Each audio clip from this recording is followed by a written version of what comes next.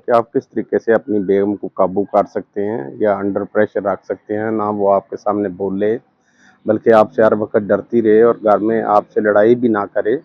तो इसके लिए कुछ ज़्यादा कोशिश करने की ज़रूरत नहीं, बस चंद एक टिप्स हैं।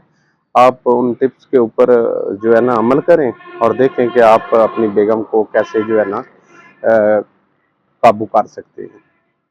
तो मैं अर्ज़ करने लगा हूँ। जी बेगम। जी, जी, जी, जी। हाँ, ओहो! बिल्कुल याद नहीं रहा, नहीं याद ਰਿਹਾ ਮੈਂ ਹੁਣੇ ਲੈ ਕੇ ਆਇਆ ਵੀਡੀਓ। ਓਹੋ ਇਹਨੂੰ ਛੱਡੋ ਤੁਸੀਂ परा, मैं 5 मिनट में लेके आया।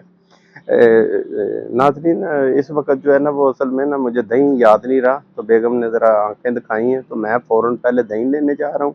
इंशाल्लाह आप घबराएँ ना, मैं आपको टिप्स बताऊँगा कि बेगम को रूब के नीचे कैसे रखना है या बेगम आपसे डरे कैसे, लेकिन फ़िलहाल दही मुझे